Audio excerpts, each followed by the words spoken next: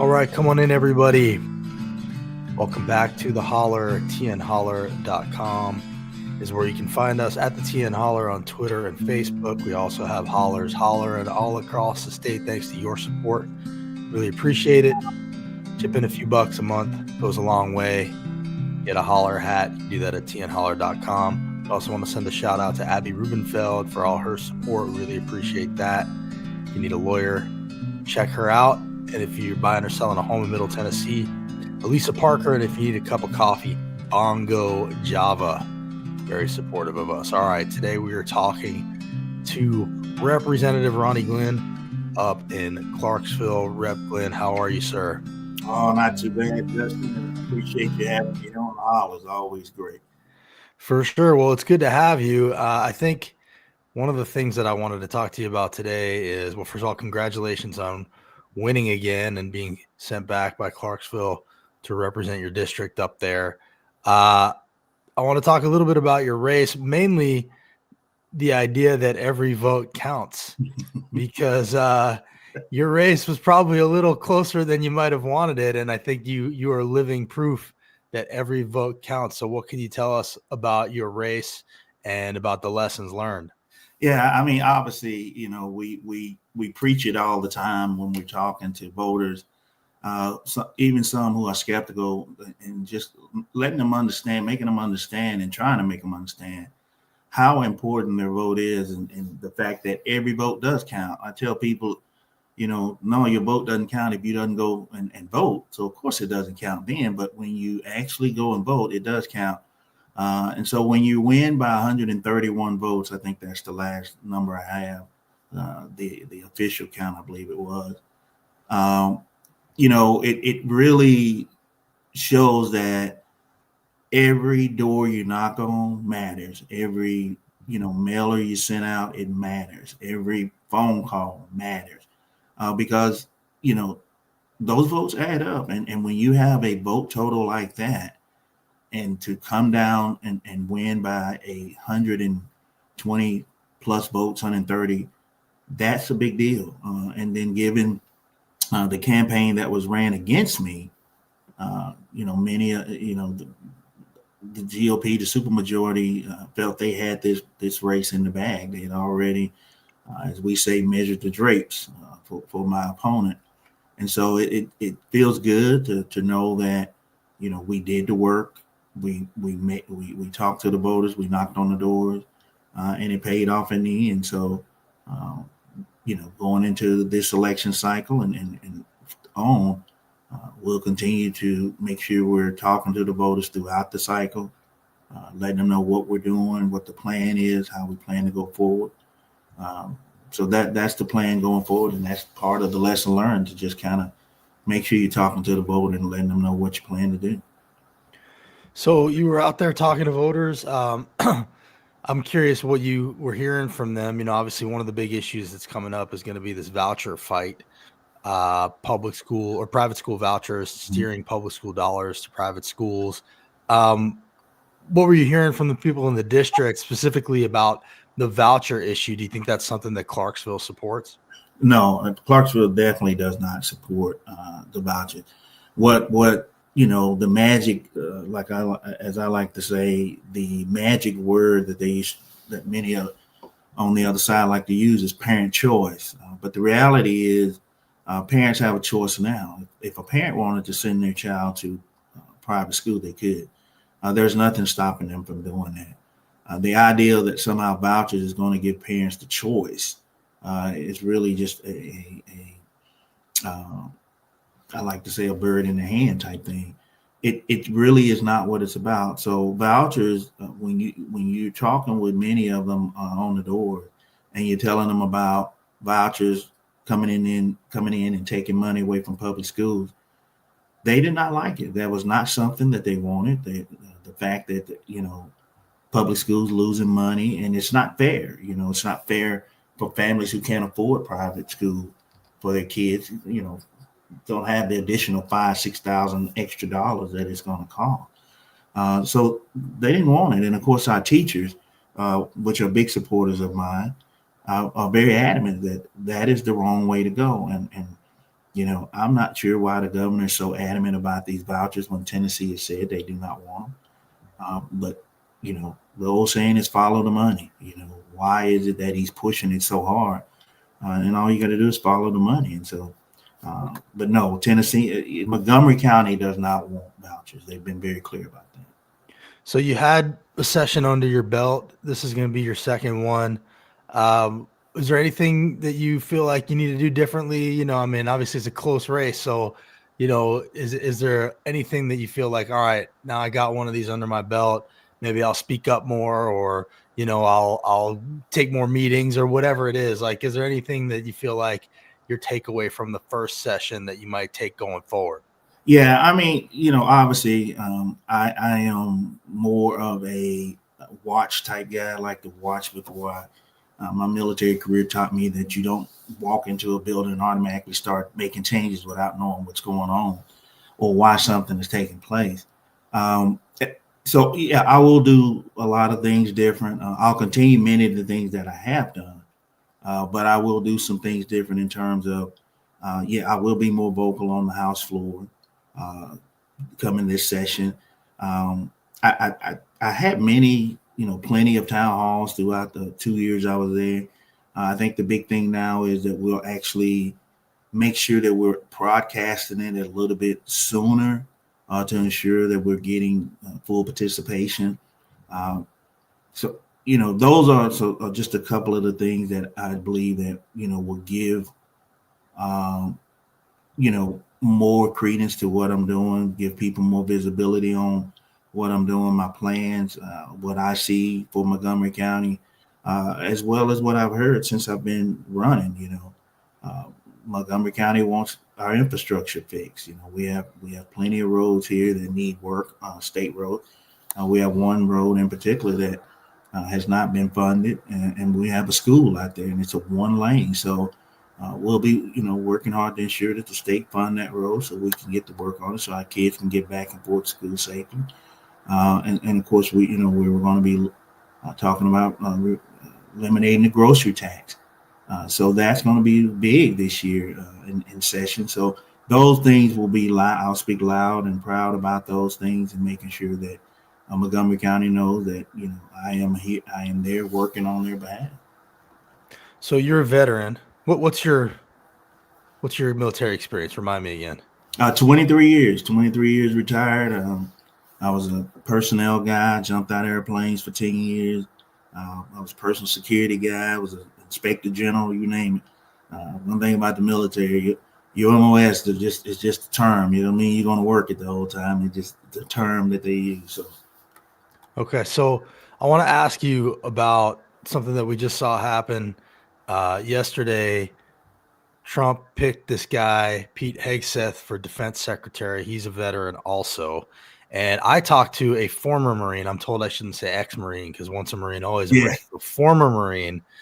And I said, when are you going to be worried about what Trump is doing? And his answer to me was when he starts firing generals. And so now we're seeing this today that Trump has drafted an executive order that would create a board to purge generals. So I'm wondering, as a veteran, do you agree with that former Marine that that's the time that it's time to start worrying? And how worried are you about what we're seeing with Trump and the military and who he just chose to be Secretary of Defense? Justin, to be honest with you, I we in the military believe in good order and discipline. That is the first thing you learn when you come in. Good order and discipline. To know what your role is, to be proficient in that role, and to always respect those above you. So I'm going to do that. Respect those above me in terms of military. However, I'm a civilian now. I'm a retired military guy. So let me just say this. I don't know how you come from being a weekend host on Fox to becoming the Secretary of Defense. We have a lot of issues going on around the world, and we really and truly have to have someone who knows what they're doing and understand the issues uh, in real time, not because you reported on it from a news desk. So I think this ideal of who was selected for Secretary of Defense is a huge mistake. Even as an ex-military guy, just because, again, we talk about if that was not what you done in the military, then you probably don't have the skill set to be in that position. So I don't, again, a weekend host on Fox, and now you're Secretary of Defense. Also, who knows more about the military than generals? They are in the fight every day. They got to that position because they knew the role of the military. They're strategic thinkers. That's what they do. The ideal of purging generals because they don't agree with you. I think we're in a world of trouble. I think we're going to really feel the effects of, folks say elections have consequences. Yes, they do. And I think there's going to be some consequences to what's going on with the defense of this country. We have hot spots all across the globe. And so we have always been in the forefront of that. The idea that now we're going to, take a Fox weekend host and make them a Secretary of Defense, it's going to be ugly. And I think there's going to be a mass exit out of the Department of Defense because many of them will not work under those conditions. It doesn't work like that. So I'm afraid for what's about to happen. I'm with you. I do think on some level, Tennesseans are maybe a little bit more prepared for this because we've been kind of living under it more than most. So I think it's a little like another day at the office here in Tennessee. But yeah, I'm nervous about what's coming, and I'm actually surprised because there's a lot of like very smart people in my life who seem to not understand the threat and are still giving them the benefit of the doubt. So I hope they're right. That's all I say. Yeah. I hope they're right. Yeah. I don't. It's going to be tough to have to swallow that pill in the end, and of what could be. I don't know. I'm not comfortable at all. Yeah. One of the things that we saw during this race was the Democrats were doing a bus tour, and then the Republicans were also doing a bus tour. And at one point, Sexton, I don't have the clip with me, but at one point, Sexton basically made a comment like, you can't be a Christian and vote for Democrats. I believe you're a Christian. Yeah. Right. Yeah. When you hear Sexton say that, what do you say to Sexton when he says stuff like that? Like, you can't be a Christian and vote for Democrats. I would say, I guess District 67 is not a Christian then because they voted for a Democrat. I think it's one of the dumbest comments you can make as someone who sits in the seat that he sits in. I would never go around and say you can't be a Christian if you vote Republican. What does one have to do with the other? People have a right to vote for who they want. And the fact that we want to call people non-Christians because they vote a certain way, that started years ago when we saw pastors coming from the pulpit all of a sudden getting into the political world. And it's always supposed to have been separation of church and state, but somehow we've gotten away from that because now it's okay to do that. And so for him to say that, it's very disrespectful to Democrats. It's very disrespectful to folks across Tennessee, because again, who you vote for has nothing to do with your political affiliation.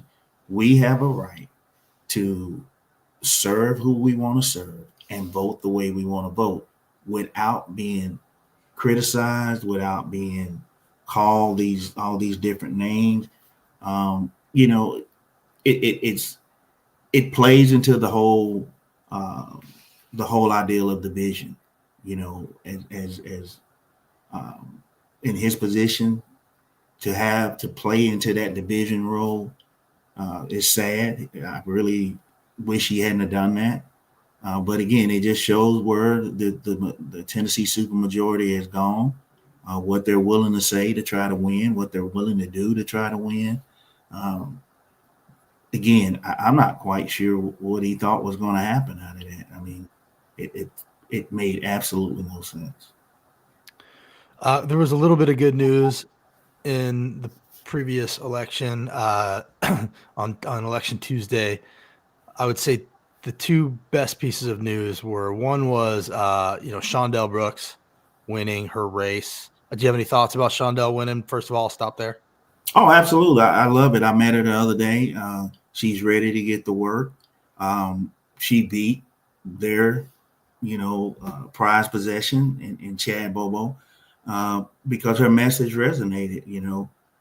Her message resonated with her district. The things that she really wants to focus on, which is gun control, things that we can do to slow down what's happening with this influx of everyone just going gun crazy. Again, everyone wants to say, we're all against, Second Amendment rights, which is one of the biggest lies ever told. But again, that doesn't mean that we want, that we want every and anybody being able to buy guns and committing crimes of mass destruction. That's just unrealistic. So she's lived through it. What happens when someone who shouldn't have a gun gets possession of one with her son, and so I think she's going to be a valuable asset to that to having that conversation about guns. So I'm very happy that she's here, and I actually, like I say, got to meet her the other day when she came up to the office. So welcome, Shondell. On that note, another good piece of news was that these Memphis gun referendums passed. There were 3 of them, and Speaker Sexton threatened to withhold their tax revenue for them to have these on the ballot. They're not law, they're just referendums. They're just to find out how Memphis feels about these 3 issues, which were assault weapons ban, red flag laws, and repealing permitless carry. They all passed overwhelmingly. What were your thoughts about the idea of a referendum, but also Sexton threatening to withhold their tax revenue to keep these referendums off the ballot, clearly knowing they were going to pass and afraid of the message it would send? Again, it goes back to this ideal of let's just, the supermajority thinks that guns is the answers to everything. Let's just put guns everywhere. That is the answer to everything. But Shelby County spoke loud and clear that they know better about their own area than we do, than the supermajority. Unfortunately, Shelby County has a very high crime rate, and there's a lot of guns that circulate through Shelby County, and so they know that in order to get some kind of control over the guns and the things that is killing folks in Shelby County, they have to get some control over the guns that are flowing into the city. So I'm very happy that Memphis, Shelby County chose passed those referendums overwhelmingly. Now, as far as this threat about taking away tax revenue, again, it just shows that once again, if you don't do it my way, then I'm going to have revenge. I'm going to somehow try to punish you because you don't do it the way I want you to do it. I think it's again, I think it shows character on why are we doing it? What do you expect to gain by making those threats? Memphis knows what they need best for their own district. Allow them to do that. But again, when you're owned by the gun lobbyists, what can you say? Right. Well, I'm with you there. Obviously, I think it's pretty hypocritical of them to be threatening local districts over things that locals believe. They always talk about small government, but they only seem to care about that when they're talking about the federal government's relationship to the state, not the state's relationship to these local districts. So it's good. It's good to hear you say that. And, just as a final thing here, I obviously we're all about hollering the truth. So the more of you that are up there getting loud and, telling people what's going on, the easier our job gets, and the better off we are. So just as a final thing here, what do you want people to know about, what the Democrats are going to be doing in this next session? So, obviously we learned from this particular election. We felt really good going into it. But it didn't come out the way we really hoped. We was hoping to gain a couple of seats, but it didn't happen that way. And we don't go back and do all this screaming and hollering. What we do is we go back, reassess where we uh, maybe could have done some things better. So we're going to make sure that our message is resonating. Based on the polling that we done prior to the election cycle, it was very clear what Tennesseans want. And so we're going to make sure we're doing that. We're going to make sure that what Tennesseans want, we will be focusing on those issues. We will be screaming them as loud as we can throughout the cycle. Tennesseans won't higher wages. Uh, they want prices lower. They want housing. Those are the things the Tennesseans have said that they are very adamant about. So that's what we're going to be working on, and that's what we're going to be, focusing on in this election cycle. And we're going to be calling Republicans out for the things that they have done throughout the last 16 years uh, that has delivered absolutely nothing of substance to Tennesseans. I mean, again, when we talk about our roads and cost of living and things like that, and when you have a Republican supermajority who's been in charge and your life is not any better, we're going to call that out as well. And that's what's happened in the last uh, 12 to 16 years of Republican control in the Tennessee House. Rep. Ronnie Glynn, thanks for joining us, man. Appreciate it. We'll see you up on the Hill come January. All right, Justin, I appreciate your time. Thanks for having me. All right, take care. All right. So that's Ronnie Glynn. He just ran his race up in Clarksville, and it's living proof that every vote counts. I mean, he mentioned it. I think this is the numbers, 131 votes, I think it looks like. And, obviously turnout isn't where anybody wants it to be. But you look at these races that are, 22,000 votes total, get decided by a few hundred votes. You cannot tell me your vote doesn't matter. So, people got to remember that come next time. And, this is obviously a persistent issue here in Tennessee. Be remiss not to at least mention that, gerrymandering plays a huge part in that. Voter suppression. We got 500,000 disenfranchised Black voters in Tennessee because they make the process of getting your voting rights back after you've served your time a Byzantine process that most people just would rather not even bother with, understandably. And then they sent a message with Pam Moses, giving her 6 years for voting that got overturned. But, the message that people get is like, why would I even bother? For A, my vote doesn't count anyway. And B, I can get arrested for it. Like, why bother? So, voter suppression is a very serious thing here, but also there are people who just don't vote because they feel like everything's a foregone conclusion. And Ronnie's race is an example of it very much not being one. So appreciate him coming on here and talking about that. He'll be up there this session. Vouchers are coming back. Definitely Governor Lee has made that a priority. And even though we saw last Tuesday, multiple states voted against vouchers, even Republican states, it's not something that people want, but he's planning to do it anyway. So people got to be ready for that, because what they're going to do, I believe, is they're going to do it right away.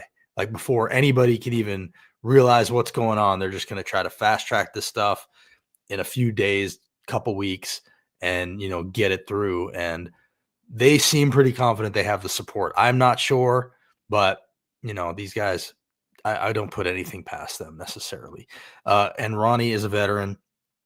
And just to bring it to the national level for a second, this Pete Hegseth, Fox News guy that was just nominated for Secretary of Defense. I mean, what a joke that is.